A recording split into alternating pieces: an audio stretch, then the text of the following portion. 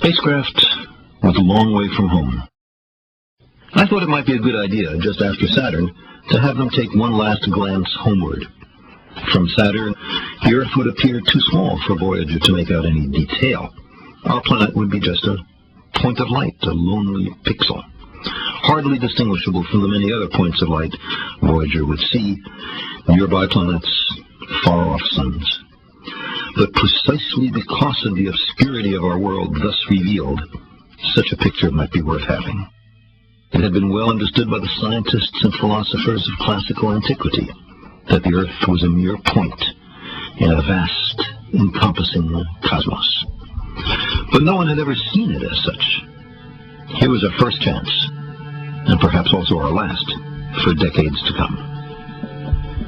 So, here they are, a mosaic of squares laid down on top of the planets, and a background smattering of more distant stars.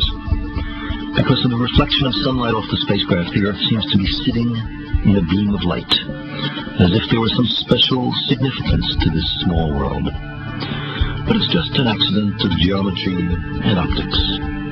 There is no sign of humans in this picture. Not our reworking of the Earth's surface, not our machines, not ourselves. From this vantage point, our obsession with nationalism is nowhere in evidence. We are too small. On the scale of worlds, humans are inconsequential, a thin film of life on an obscure and solitary lump of rock and metal. Consider again that dot. That's here. That's home.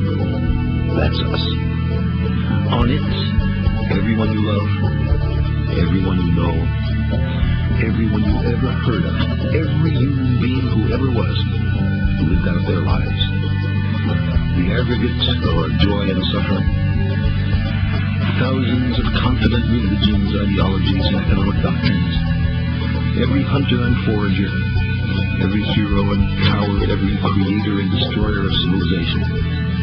Every king and peasant, every young couple in love, every mother and father, hopeful child, inventor and explorer, every teacher of morals, every corrupt politician, every supreme leader, every superstar, every saint and sinner in the history of our species lived there, on a mote of dust, suspended in sunbeam. The Earth is a very small stage in a vast cosmic arena. Think of the endless cruelties visited by the inhabitants of one corner of this pixel on the scarcely distinguishable inhabitants of some other corner. How frequent their misunderstandings, how eager they are to kill one another, how fervent their hatreds.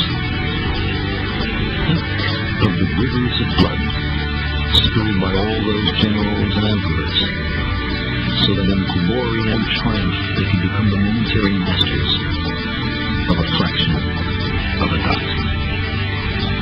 Our posturing, our imagined self-importance, the delusion that we have some privileged position in the universe, are challenged by this point of pale light. Our planet is a lonely speck in the great enveloping cosmic dark. In our obscurity, in all this vastness, there is no hint that help will come from elsewhere to save us from ourselves. Like it or not, for the moment, the Earth is where we make our stand. It has been said that astronomy is a humbling and character-building experience. There is perhaps no better demonstration of the folly of human conceits than this distant image of our tiny world. It underscores our responsibility to deal more kindly with one another and to preserve and cherish the only home we ever know.